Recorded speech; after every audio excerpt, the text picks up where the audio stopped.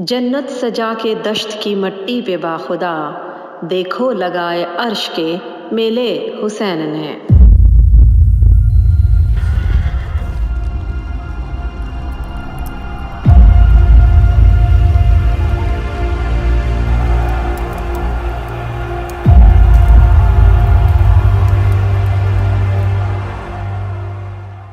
حضرت حسین رضی اللہ تعالیٰ عنہ کے پاس اہل کوفہ کے 150 خطوط اور بہت سے وفود پہلے آ چکے تھے۔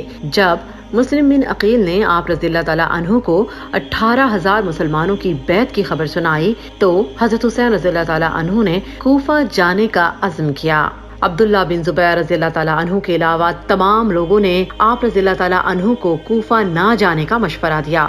آپ کو کہا گیا کہ اہل عراق اور کوفہ کے وعدوں اور بیعتوں پر بھروسہ نہ کریں، وہاں جانے میں بہت بڑا خطرہ ہے۔ ابن عباس رضی اللہ تعالیٰ عنہ نے فرمایا، میرے بھائی، اگر آپ نے جانے کا ارادہ کر لیا تو خدا کے لیے اپنی عورتوں اور بچوں کو ساتھ نہ لائیں۔ مجھے خوف ہے کہ آپ اسی طرح عورتوں اور بچوں کے سامنے قتل کیے جائیں جس طرح حضرت عثمان رضی اللہ تعالیٰ عنہ قتل کیے گئے۔ بالآخر 60 ہجری 10 ذی الحج کی 3 یا 8 تاریخ کو حضرت حسین رضی اللہ تعالیٰ عنہ مکہ سے کوفہ کے لیے روانہ ہو گئے۔ اس وقت یزید کی طرف سے مکہ کے حاکم عمرو بن سعید بن العاص تھے۔ اس کو جب آپ کی روانگی کی اطلاع ملی تو چند آدمیوں کو آپ رضی اللہ تعالیٰ عنہ کا راستہ روکنے کے لیے بھیجا، مگر آپ رضی اللہ تعالیٰ عنہ نے واپسی سے انکار کیا اور آگے بڑھ گئے۔ اسی طرح فرزوق شاعر جو عراق کی طرف سے آ رہے تھے، راستے میں حضرت حسین رضی اللہ تعالیٰ عنہ سے کہا، اہل عراق کے قلوب تو آپ کے ساتھ ہیں مگر تلواریں بنی امیہ کے ساتھ۔ تقدیر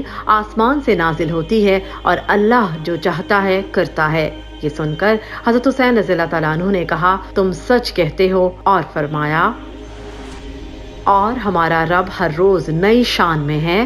اگر تقدیر الہی ہماری مراد کے موافق ہوئی تو ہم اللہ کا شکر کریں گے، اور ہم شکر کرنے میں اسی کی اعانت طلب کرتے ہیں کہ ادائے شکر کی توفیق دے، اور اگر تقدیر الہی ہماری مراد میں حائل ہو گئی تو وہ شخص خطا پر نہیں جس کو نیت حق کی حمایت حاصل ہو اور جس کے دل میں خوف خدا ہو۔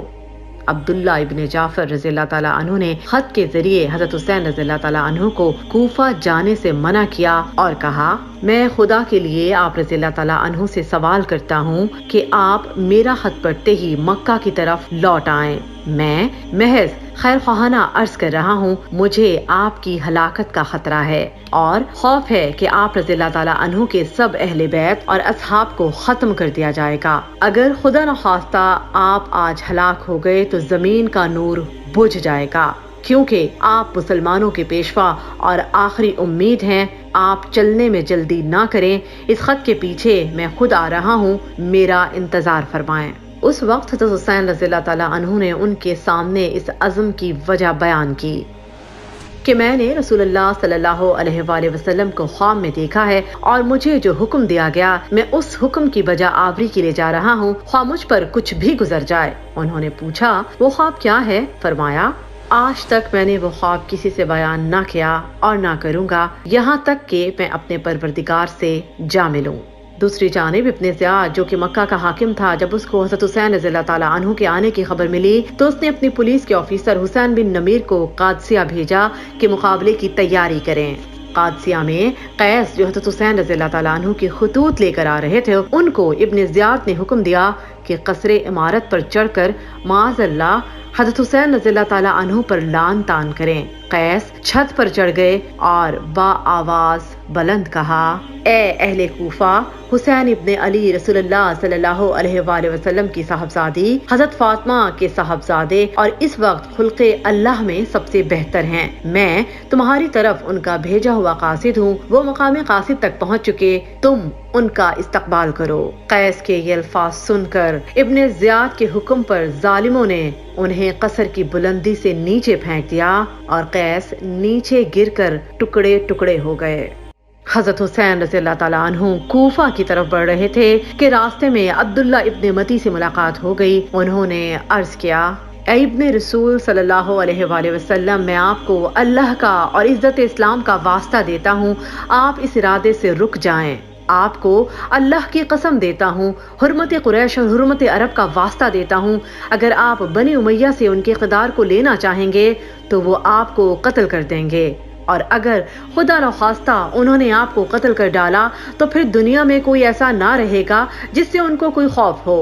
بخدا آپ کی بقا کے ساتھ اسلام، قریش اور پورے عرب کی حرمت اور عزت وابستہ ہے، آپ ایسا ہرگز نہ کریں، کوفہ نہ جائیں اور اپنی جان بنی امیہ کے حوالے نہ کریں۔ حضرت حسین رضی اللہ تعالیٰ عنہ نے ارادہ ملتوی نہ کیا، ابھی راستے میں ہی تھے کہ مسلم بن عقیل کے قتل کی خبر مل گئی۔ آپ رضی اللہ تعالیٰ عنہ نہ رکے، مقام زیارہ پہنچے تو اطلاع ملی کہ آپ کے رضائی بھائی عبداللہ ابن لقیط بھی قتل کر دیے گئے ہیں۔ یہ خبر پا کر حضرت حسین رضی اللہ تعالیٰ عنہ نے اپنے ساتھیوں کو جمع کر کے فرمایا، اہل کوفہ نے ہمیں دھوکہ دیا اور ہمارے متابعین ہم سے پھر گئے، اب جس کا جی چاہے واپس ہو جائے، میں کسی کی ذمہ داری اپنے سر لینا نہیں چاہتا۔ اس اعلان کے بعد سب بدوی لوگ جو راستے میں آپ رضی اللہ تعالیٰ عنہ کے ساتھ ہو لیے تھے واپس چلے گئے، اور حضرت حسین رضی اللہ تعالیٰ عنہ کے ساتھ وہی لوگ رہ گئے جو مکہ سے ان کے ساتھ آئے تھے۔ حضرت حسین رضی اللہ تعالیٰ عنہ اور ان کے ساتھیوں نے ایک پہاڑی کے قریب محاذ جنگ بنایا۔ ابھی محاذ کی تیاری میں مصروف ہی تھے کہ حر بن زیاد کی قیادت میں 1000 گھوڑ سوار فوج نے ان کے مقابلے پر اپنا پڑاؤ ڈالا۔ حضرت حسین رضی اللہ تعالیٰ عنہ نے اپنے اصحاب سے فرمایا، سب لوگ پانی پی کر گھوڑوں کو پلا کر سیراب ہو جاؤ، یہاں تک کہ ظہر کی نماز کا وقت آ گیا۔ حضرت حسین رضی اللہ تعالیٰ عنہ نے مؤذن کو اذان کا حکم دیا اور سب نماز کے لیے جمع ہو گئے۔ ادھر حضرت حسین رضی اللہ تعالیٰ عنہ نے فریق مقابل کو سنانے کے لیے ایک تقریر فرمائی، اے لوگو، اللہ کے سامنے اور تمہارے سامنے یہ عذر رکھتا ہوں کہ میں نے اس وقت تک یہاں آنے کا ارادہ نہیں کیا جب تک تمہارے بے شمار خطوط اور وفود میرے پاس نہ پہنچے، جن میں کہا گیا کہ اس وقت تمہارا کوئی امام اور امیر نہیں، آپ آ جائیں تو امید ہے کہ اللہ آپ کو ہماری ہدایت کا ذریعہ بنا دیں۔ میں تمہارے بلانے پر آ گیا ہوں، اب اگر تم اپنے وعدوں اور عہدوں پر قائم ہو تو تمہارے شہر کوفہ جاتا ہوں، اور اگر اب تمہاری رائے بدل گئی تو میں جہاں سے آیا تھا وہیں واپس چلا جاتا ہوں۔ تقریر سن کر سب خاموش رہے۔ سب نے حضرت حسین رضی اللہ تعالیٰ عنہ کی امامت میں نماز ظہر ادا کی۔ اس کے بعد عصر کا وقت آیا تو پھر حضرت حسین رضی اللہ تعالیٰ عنہ نے نماز پڑھائی اور دوسری بار بھی خطبہ دیا اور یہی فرمایا، اب تمہاری وہ رائے نہ رہی جو خطوط میں لکھی تھی اور تمہاری جانب سے لوگوں نے مجھے پہنچائی، تو میں لوٹ جاتا ہوں۔ اس وقت حر بن یزید نے کہا، ہمیں ان خطوط اور وفود کا علم نہیں۔ حضرت حسین رضی اللہ تعالیٰ عنہ نے خطوط سے بھرے 2 تھیلے ان تمام لوگوں کے سامنے انڈیل دیے۔ حر نے کہا، مجھے آپ کو ابن زیاد کے پاس پہنچانا ہے، مجھے آپ سے قتال کا حکم نہیں دیا گیا، بلکہ حکم ہے آپ سے اس وقت تک جدا نہ ہوں جب تک کوفہ نہ پہنچا دوں۔ آپ ابن زیاد یا یزید کو خط لکھیں، میں بھی ان کو اطلاع دیتا ہوں۔ شہید کربلا کے سلسلے کا تیسرا حصہ بہت جلد ہمارے YouTube چینل پر نشر کیا جائے گا۔ اگر آپ کو ہماری ویڈیو اچھی لگی تو لائک کریں اور اپنے دوستوں کے ساتھ شیئر کریں تاکہ ہم ایسی ویڈیوز آگے بھی بناتے رہیں۔ ایسی مزید ویڈیوز دیکھنے کے لیے ہمارا چینل سبسکرائب کریں، بیل آئیکن کو لازمی پریس کریں۔ شکریہ۔